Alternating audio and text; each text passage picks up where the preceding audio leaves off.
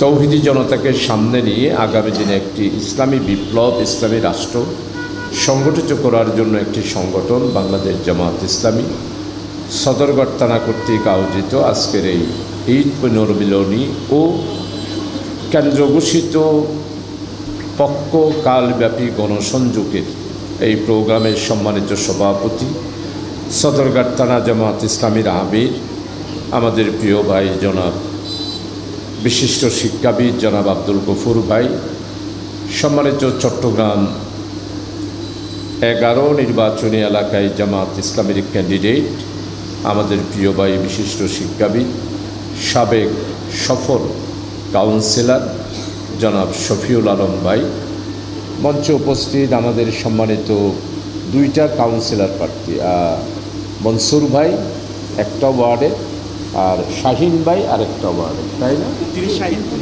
30 মনসুর কবির আহমদ ভাই, 3জন আমাদের প্রার্থী রয়েছে। কবির আহমদ ভাই, 3জন একটু দাঁড়ান তো, 3জন একটু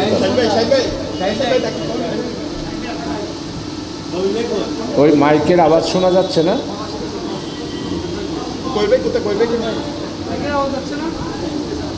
আপনারা বোধহয় মাইকের আওয়াজ শুনতে পাচ্ছেন না? না, দাঁড়ান, একটু দাঁড়ান। কবির ভাই কই? আপনারা বসুন, উনিও এখানে আছেন। আমরা আগামীতে ইনশাআল্লাহ জনসভা করব, তখন হবে। আমরা না গেলে মাইকে সাউন্ডটা পাই না, আস্তে আস্তে করুন, দূষণ হচ্ছে, দূষণ। আপনারা কি আওয়াজগুলো শুনতে পাচ্ছেন? জি, কবির ভাই আমাদের এই 3জন কাউন্সিলর প্রার্থী হিসাবে ইনশাআল্লাহ আগামী দিনে নির্বাচন করবেন আমাদের সিটি কর্পোরেশন।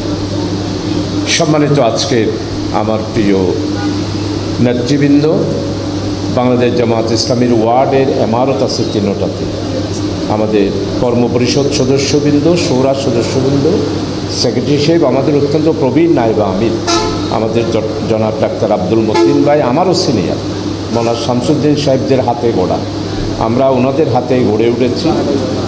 আমাদের সম্মানিত ডাক্তার আব্দুল মতিন ভাই পারিবারিকভাবেই অনেক নির্যাতন নিপীড়ন সহ্য করে এই পর্যন্ত এসেছেন। সম্মানিত উলামায়ে কেরাম, এই এলাকার গণ্যমান্য ব্যক্তিবর্গ, আমাদের জামাত ইসলামের প্রিয় দ্বীনী ভাইয়েরা, ছাত্র যুবক বন্ধুরা, আমি আল্লাহ তাআলার শুকরিয়া আদায় করছি। আজকে মাহে রমজানের 29টা রোজা পালন করে ঈদ উল ফিতর করেছি। ঈদ উল ফিতরটা একটা ইবাদত, আমরা 18 বছর করতে পারি নাই, আল্লাহ তাআলা আজকে সুযোগ দিয়েছেন। ভয়হীন, আতঙ্কহীন, স্বাধীনভাবে, মুক্তভাবে আল্লাহ তাআলা আমাদেরকে ঈদ করার তৌফিক দিয়েছেন। এই জন্য আল্লাহ তাআলার শুকরিয়া আদায় করছি। ইয়া রব লাকাল হামদ কামা ইয়ামবাগি লিজালালি ওয়াজহিকা ওয়া আযীমি সুলতানিকা।